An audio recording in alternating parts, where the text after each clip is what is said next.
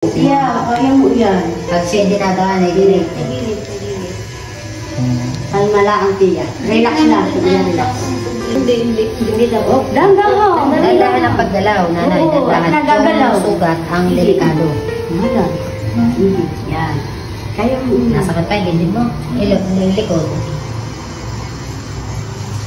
Naninikip, ang dibdib. Oo, naninikip po. Nahihirapan mo yun. Relax lang tiya. Hindi ka namin papabayaan. Nandito kami tiya.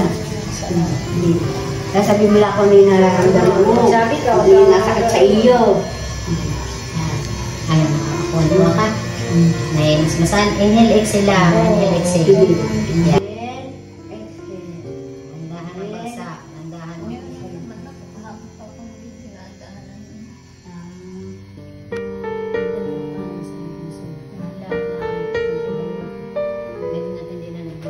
Relax lang tiya. Masyadong magalaw tiya. Ate, yung maligam-gam na tubig. Nanay. Konti lang. Ay, konti tubig yan.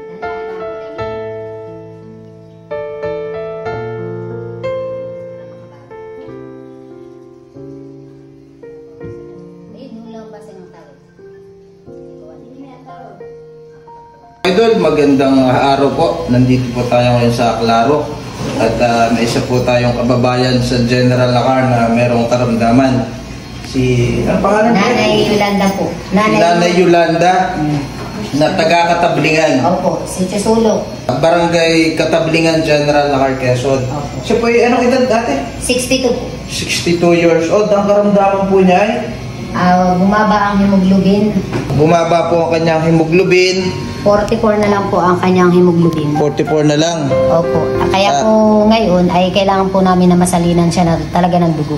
Salinan ng dugo. Opo. Agarang para masalinan, ano? Opo, opo. Ay ngayon po may dugo na po ba kayong nakuha, ate? Ay sa ngayon po ay dalawa pa po pero i-screening pa po sila sa Red Cross. Santa Cruz, Laguna po. Ilang bag ho ang kailangan? 3 bag po ang kailangan. 3 bag. Opo. Tapos hindi na ho kailangan i-transfer sa Lucena. Hindi na po kailangan Dito na rin lang din. Opo, dito na din po ikukuha. Tapos may sakit po siya na hapo, higa. Hapo po. Hirap po huminga. Kawawa naman. Yan mga idol, tayo po ay nananawagan. Kung sino pong may mga pusong mabuting kalooban na may kakayahan po na gustong tumulong kay nanay. Kita naman po natin ang kanyang sitwasyon na siya po'y talaga nahihirapan. Siya po'y wala na rin asawa. Meron po naman. May barong pa rin naman. Kaya lang mahina, na rin. May kuwan din po, hapo. May hapo Sakit din, may sakit. Opo. Tingnan po ang kanyang mga balat ni nanay. Ito po'y Inborn po. inborn na. Opo. Inborn na Pero po hindi mo yung nakapekto sa kanyang kalusugan. Hindi naman po. Kawan mo si nanay. Yan mga idol, kung tayo po ay mayroong may mga puso pong mapagkalinga at nais pong makatulong kay nanay, kaya ako po i-message nyo lang po at ilalagay ko po dito yung kanilang GCash number para kayo na po ang dumiriktang magpabot ng tulong. Yan sa akin pong mga followers na mga mabubuting kalooban, mga OFW. Nandito po ang ating kababayan, nandito po sa ospital. Si nanay, nangangailangan po ng kaunting tulong natin. Maraming salamat po. Maraming salamat mga idol. Maraming salamat po. Salamat po ng marami. Sana po inyo masuportahan ng nanay namin. Sana po, sana po. Sana po idalangin namin na gumaling na po ang nanay. So, patuloy po sa pananalangin.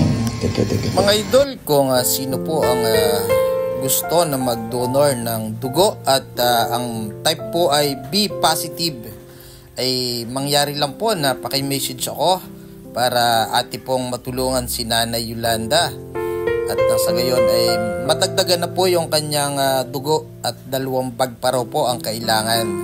Maraming salamat mga idol sa patuloy nyo na pagsuporta at ang share nyo ay napakalaking tulong para sa ating nangangailangan na kagaya ni Nanay Yolanda na talaga pong kita naman natin na nangangailangan siya ng kaunting tulong ng ating mga kababayan. Ako rin po ay nag-abot ng kaunting tulong para kay nanay. Maraming salamat at nawa lagi tayong ingatan ni Lord. Saan man tayong pumunta, ano man natin ginagawa. First God.